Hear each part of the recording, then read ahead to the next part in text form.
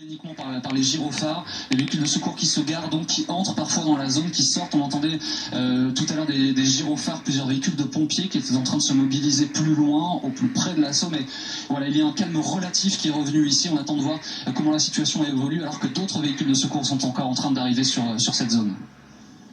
Jean-Baptiste Boursier en direct de la porte de Vincennes, image impressionnante tournée par Thibaut Dupont et Antoine Bonti, image de l'assaut contre l'hypercachère que l'on regarde et que l'on commente avec Daniel Cerdan, ancien du GIGN. La déflagration, c'est la grenade en fait, c'est la grenade qui va casser la baie vitrée. Et une fois que la baie vitrée est cassée, eh bien vous avez le bouclier qui arrête toutes les munitions, avec le groupe d'assaut qui se trouve derrière le bouclier, avec les armes qui ressortent sur les côtés pour pouvoir riposter sur un éventuellement et une double entrée, un double assaut qui est donné à ce moment-là, à la fois par la droite et à la fois par la gauche. Ça veut dire qu'à ce moment-là, il faut connaître parfaitement les lieux et que les hommes du raid ont toutes les informations concernant cet hypermarché, cette hypercachère, et on voit les otages qui sortent, otages sains et saufs. Les 5 sont sortis sains et saufs. Après, on ne sait pas encore ce que... Hamidi Koulibaly, lui, le preneur d'otages du supermarché Cachère, a été abattu. Une autre personne était avec lui, c'est l'information que nous donnait Dominique Rizet. On attend bien sûr maintenant les éléments qui vont être donnés par les hommes du GIGN en fonction de ce qu'ils auront trouvé sur place, à la fois l'arsenal, le scénario, les circonstances de l'assaut et les circonstances dans lesquelles ils sont morts. Deuxième bus qui avance puisse s'acheminer jusqu'à la mairie du 11e. Mais j'ai l'impression que Benyamin Netanyahu a raté aussi le deuxième bus, donc il va attendre. Voilà, il a peut-être un cortège particulier pour des raisons de sécurité. Effectivement. Ah non, on aperçoit un troisième bus qui arrive. Voilà, il y a 3 bus effectivement, puisqu'il y a quand même. Ma sul terzo per mimetizzarsi di più ha ragione lascia andare avanti il governamento francese con Juppé che ha niente a che fare il governo avec le capi.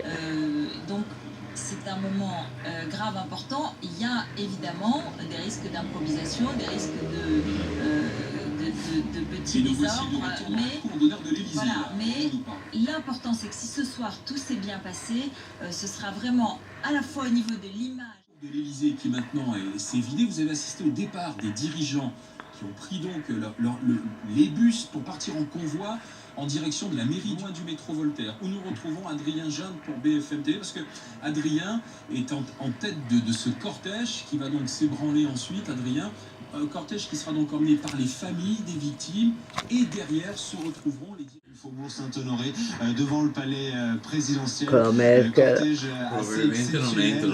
Il y a une centaine de milliers de personnes qui sont d'ores et déjà rassemblées dans le cœur de Paris. C'est une délégation politique officielle, nationale et internationale qui va se joindre aux Parisiens et aux Français aujourd'hui. Jérémy Brossard en direct pour BFM TV, cette image effectivement absolument saisissante de ces dirigeants qui arrivent les uns avec les autres dans une espèce de cohue que les services de sécurité bien sûr essaient de maintenir afin que les uns et les autres puissent monter dans le bus. On a aperçu le roi de Jordanie avec son épouse qui était là. On a aperçu des dirigeants de monarchie du Golfe, des représentants de pays africains. On sait que les représentants du Niger, du Mali notamment, les dirigeants sont des pays qui sont confrontés eux aussi au terrorisme. On a aperçu Nicolas Sarkozy. Regardez David Cameron qui est décalé effectivement légèrement sur la droite.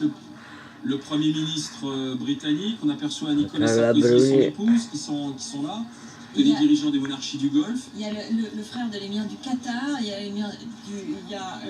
le représentant spécial du roi de Bahreïn, il y a le Premier ministre de Tunisie, il y a l'ancien Premier ministre Romano Prodi, l'ancien Premier ministre italien, il y a le Suédois, le Premier ministre tchadien, la présidente du Parlement serbe, tout ça pour vous donner une petite idée. Il y a le Premier ministre d'Albanie, le président du Parlement d'Andorre. Voilà, c'est pour vous donner une idée de la diversité, de la pluralité un peu des pays représentés qui veulent aujourd'hui montrer leur solidarité avec la France attaquée.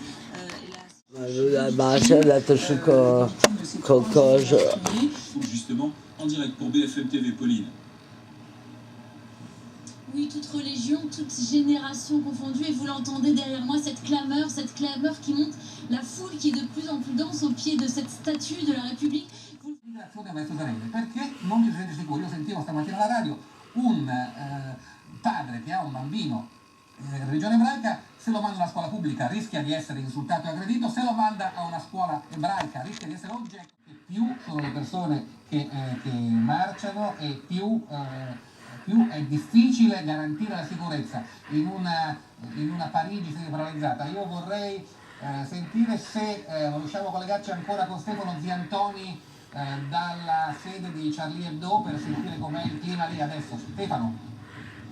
Allora il clima, nonostante la manifestazione sia iniziata, qui continua questo pellegrinaggio. I giornalisti complessivamente 12, perché c'era più un tipografo, un portiere e 2 poliziotti. Poco fa è passata una bambina con un cartello che ha deposto qui Je suis Charlie, ma je suis Gabriella. Qui ci sono delle persone, vedi, ecco, scusa mamma, tutti vogliono manifestare, je suis Charlie, hanno scritto, e ho trovato anche una persona italiana, buongiorno, perché qui in questo momento e che cosa si vuole esprimere?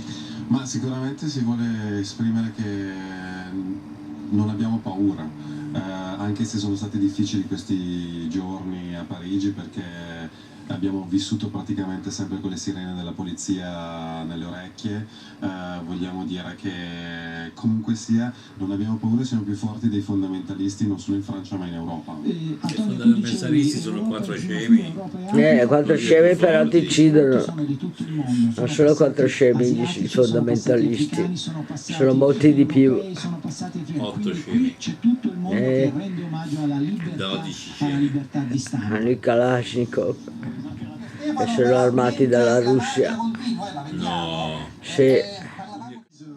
Toute l'émotion que ressentent ces familles, sur lesquelles l'émotion sur laquelle il est évidemment difficile de mettre des mots à la hauteur. Ils sont là côte à côte. On aperçoit Thierry effectivement, parce que je sais que des victimes de Charlie Hebdo. On aperçoit en larmes là Patrick Pelou, qui était un collaborateur de Charlie Hebdo, et on entend la Marseillaise qui commence à résonner.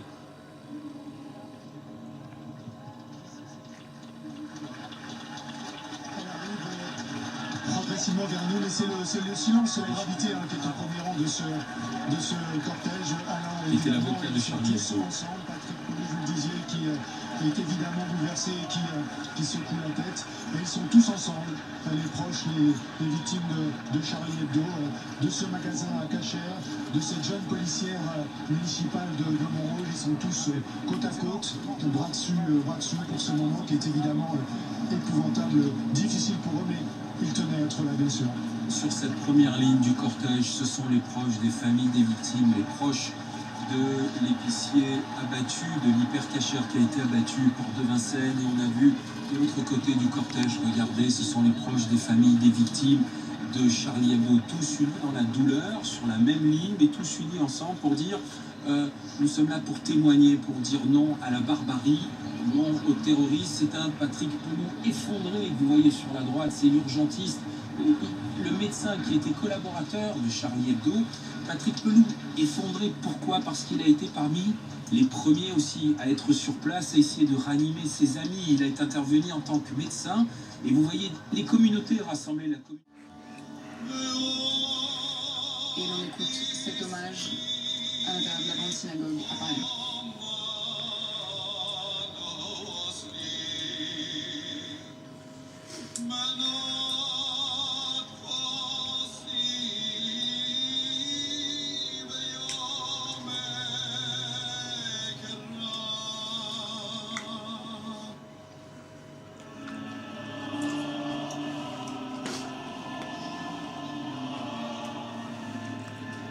Pauline de Saint-Rémy, vous êtes sur place, vous avez vu entrer François Hollande, Manuel Valls, Nicolas Sarkozy sous les applaudissements de la communauté juive réunie à la Grande Synagogue.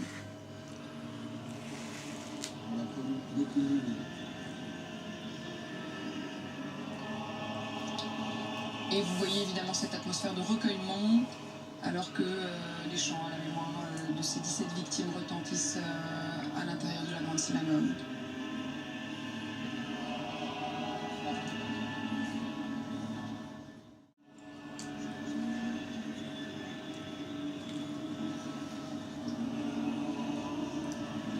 diventa freddo, mangia.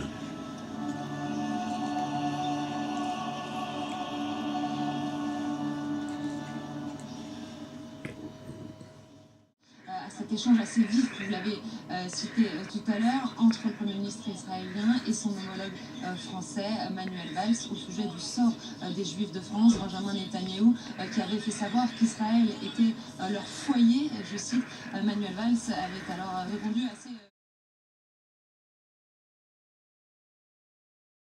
Instant de deuil et de prière ce soir. Qua la coperta lì. L'ho messa. No, Alors, bene je vous sotto. demande pourquoi il faut toujours pleurer pour nous unir.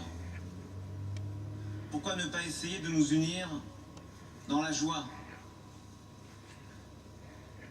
Parce que si le bonheur ne fait du bruit que lorsqu'il tombe, silence incroyable. La France a rappelé qu'elle espérait et qu'elle voulait, qu'elle revendiquait ce bonheur.